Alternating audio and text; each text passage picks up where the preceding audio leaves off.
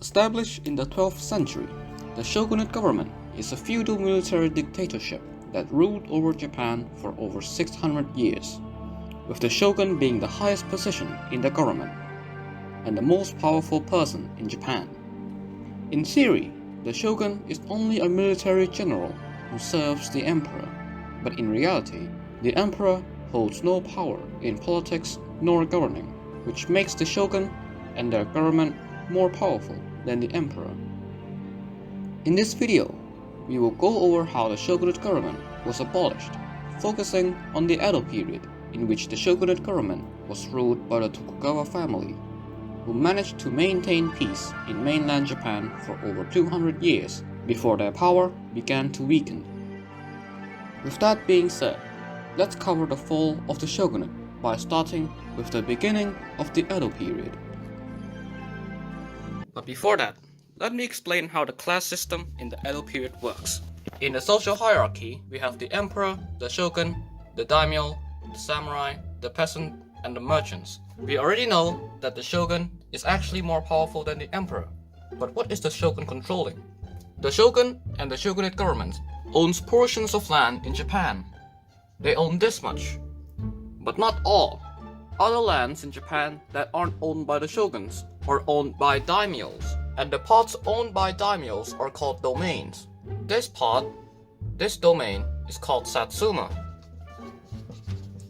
Satsuma is not owned by the shogun, but is owned by a daimyo. Now Satsuma is a domain, and each domain has their own military to protect them. The army is exclusively made up of samurais. These samurais do not work for the shogun. Instead, they work for their daimyo, and the daimyo pays them back. Now how is the daimyo getting the money for that? The money comes from the peasants and the merchants who pay their taxes of their domains. Another important thing is that each class in the social hierarchy is locked, which means the peasant can't join the military. And yeah, that's basically it.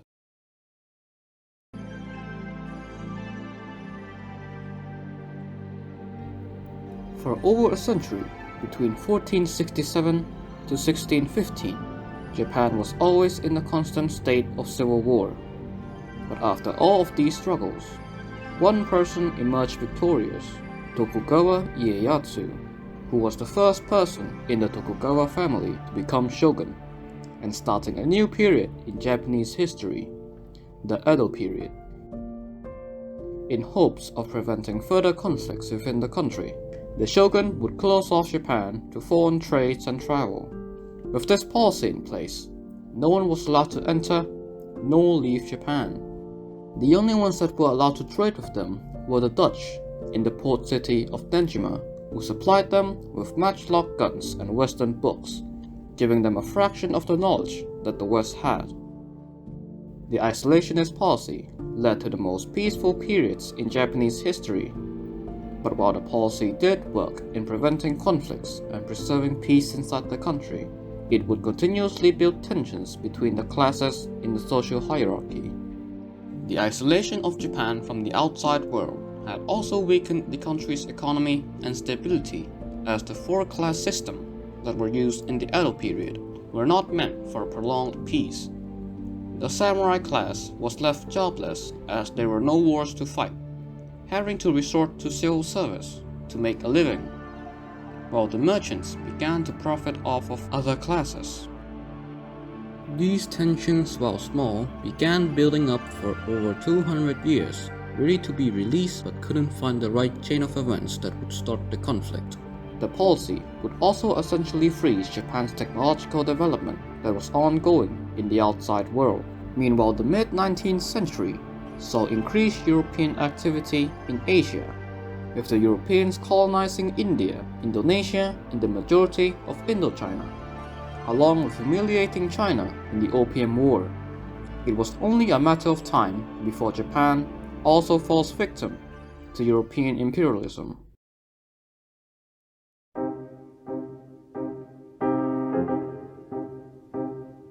In July of 1853, Japan's 2-century-long isolation was challenged as 4 American steam-powered warships sailed into Edo Bay.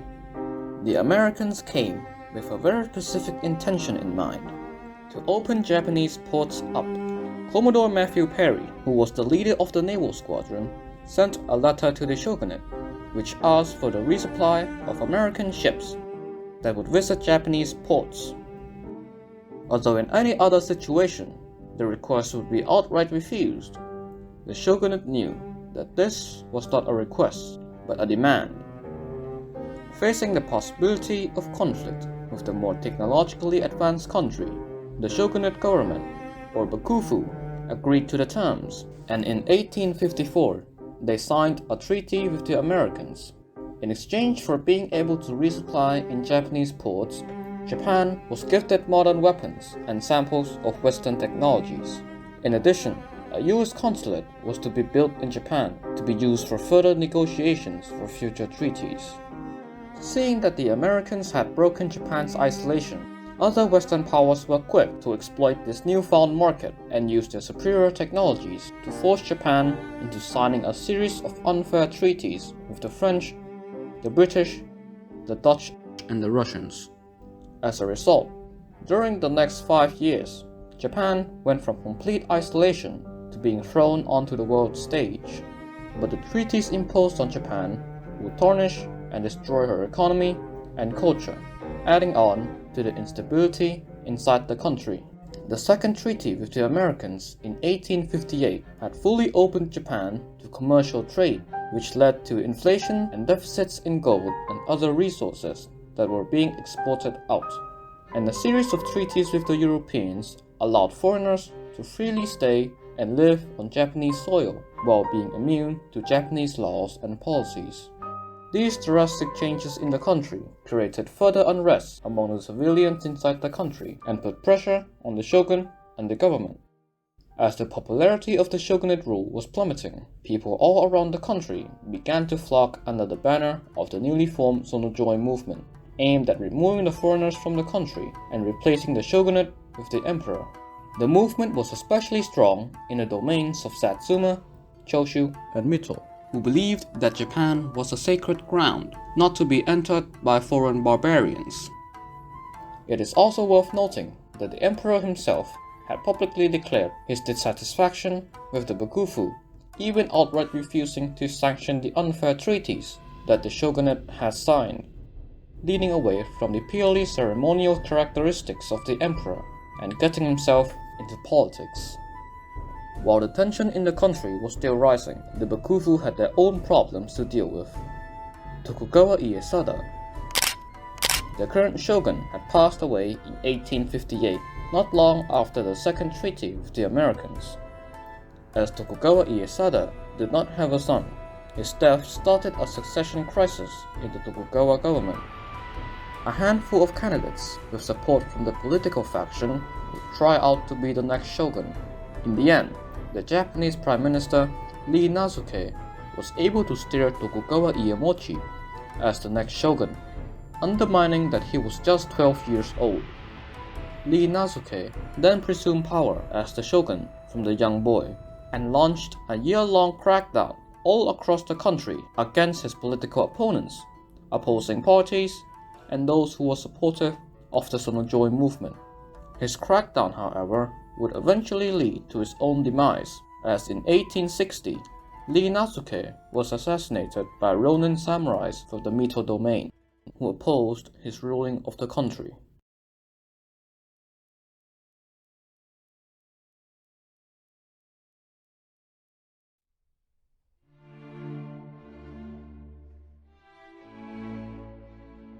The assassination of Lee Nazuke further provoked violent attacks from the supporters of the Sonojoi movement on Bakufu officials and foreigners. One of these attacks brought Japan under pressure from the British over the death of Charles Richardson in 1862, who was a British merchant that was killed in Japan as a result of breaking Japanese law. The domain responsible for this was Satsuma, who refused to negotiate with the British for compensation, provoking them to begin assembling their navy to be sent to Satsuma. Meanwhile in Kyoto, Emperor Komei would officially endorse the Sonojoi movement. In March of 1863, the emperor sent out an order for an expulsion of all foreigners in Japan before May. A big enforcer of this order was Choshu, who began to fire on foreign ships in the Shimonoseki Strait after the expulsion deadline had arrived. Retaliation efforts from the French and American warships were not able to coerce the stubborn Choshu to halt their aggression, and with negotiations to open up the strait failing to bring results, an international fleet was to be assembled and sent to Choshu. In September of the same year, a British naval squadron arrived in Kagoshima, the capital of Satsuma. It started out as a standoff at first, but negotiations for a peaceful compensation broke down as the defenders of Kagoshima fired at the unprepared British warships. A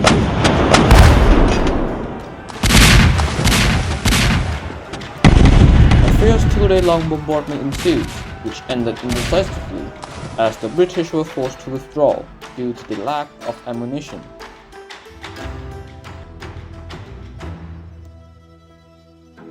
Interestingly, this engagement would build friendly relations between Satsuma and Britain. Seeing the superior firepower of the West, Satsuma began to seek modern weaponry and technologies from Britain, who agreed to trade with Satsuma as they agreed to pay the compensation. With this trade agreement between Satsuma and Britain being sanctioned, Satsuma was now importing state-of-the-art weapons from the West and distributing them among its military. And thus, another slogan became prominent: Japanese spirit, Western technology. Meanwhile, back in the capital of Kyoto, tensions between the supporters of the Shogunate and the supporters of the Sonojoi movement had boiled over and bring the city into a chaos of political violence. Assassinations of people on both sides who opposed their movement were frequent.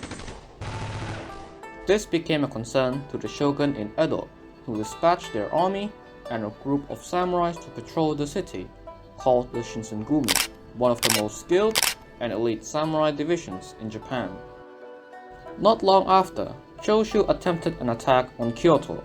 A 3,000-man army was sent out to capture the imperial palace. Choshu hopes that if they were able to secure the emperor from his pro-shogunate guards, he would further pursue the objective of the Sonojoi movement. This attack, however, was met with overwhelming numbers of Kyoto defenders of 50,000 soldiers from the Tokugawa government, the Shinsengumi, and the domains of Satsuma and Aitsu, which operated under the command of Saiko Takamori from Satsuma and Tokugawa Yoshinobu. Outnumbered by over 10 to 1, the Choshu attackers were forced to retreat, and in the process, they burned down parts of Kyoto. Choshu's defeat did not end there, as an international fleet of British, French, Dutch, and American warships sailed into the Shimonoseki Strait and annihilated Choshu's forces in just 2 days with a devastating naval bombardment. As punishment for Choshu's insubordination to the shogunate rule, the Bakufu would organize and launch a punitive expedition into Choshu in the very same month that the international fleet had came and crippled Choshu's military. This expedition, however, ended without fighting, as Saiko Takamori negotiated with the Choshu army to just hand over the plotters. While the shogun was relieved that this did not result in a war, Saiko's true intention was to preserve the force of Choshu, for it would be of use later on, as Saiko Takamori actually supported the Sonojoi movement.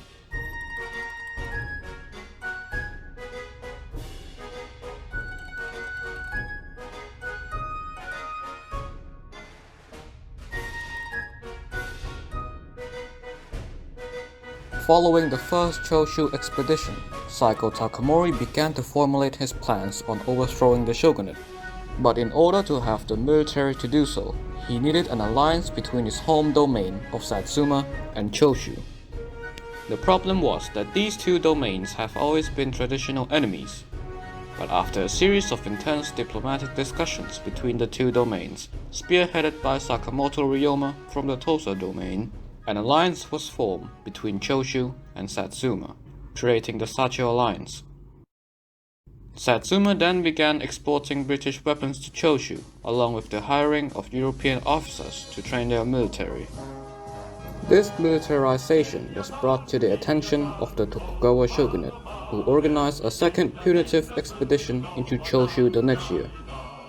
This time a battle did happen, as the Shogunate army of 15,000 men clashed with Choshu's 4,000 men.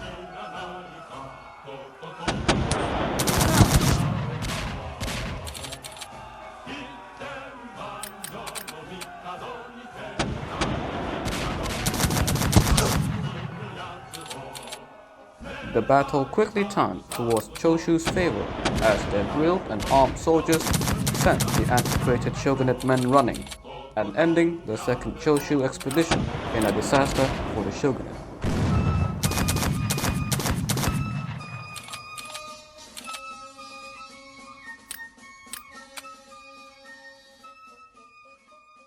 The Bakufu was dealt another blow as Tokugawa Iemochi passed away shortly after the expedition. He was replaced by Tokugawa Yoshinobu, who is based in Kyoto. Yoshinobu immediately negotiated a ceasefire with Choshu and began a rapid reformation of the Bakufu, along with modernizing the outdated military with imported weapons. The training was given by British and Russian advisors, along with an additional 17 French officers that were sent to Japan as a part of a mission. Meanwhile, Satsuma and Choshu were brought to the attention of the unprecedented speed of the modernization of the shogunate military under the rule of Tokugawa Yoshinobu. Fearing that the Sonojoi movement would be compromised, the Tosa domain threw in their support for the Satcho alliance. A letter written by Sakamoto Ryoma was first sent to Yoshinobu, urging him to resign from Shogun. Yoshinobu at this point realized that the Tokugawa family can no longer hold on to power, and decided to step down while transferring political power to the emperor and moving to Osaka, but he would preside over the governing council of daimyos, keeping some of his political influence. At the same time, Emperor Komei passed away from smallpox in January of 1867. He was then succeeded by his 14-year-old son, Mutsuhito, who would later be known as the popular Emperor Meiji.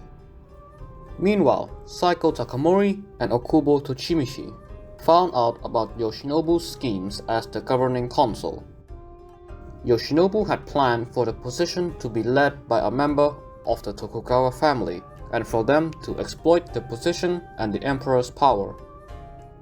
With this, they obtained an imperial edict that allowed them to use force against Yoshinobu and the Tokugawa government. Shortly after, an army of 5,000 men from the Satcho alliance marched into Kyoto, where a meeting was held in the imperial court, which saw the abolishment of the shogun and Yoshinobu being stripped of all his lands and titles. A new ruling government was declared, which was to be led by the emperor, not the shogun, while Emperor Meiji handed out positions in the new government to the supporters of the Sonojoi movement. And lastly, the Meiji era was declared by the emperor on January 3rd of 1868, ending the Edo period. However, Yoshinobu would oppose the imperial court's decision, which led to him sending a message of protest to be delivered to the imperial court. A large army, consisting of 15,000 soldiers, was also dispatched to deliver the message, traveling from Osaka to Kyoto on the two roads of Toba and Fushimi. And on January 29th of 1868, the army of the shogunate faced off the army of the Satcho alliance on the outskirts of Kyoto, starting the Boshin War.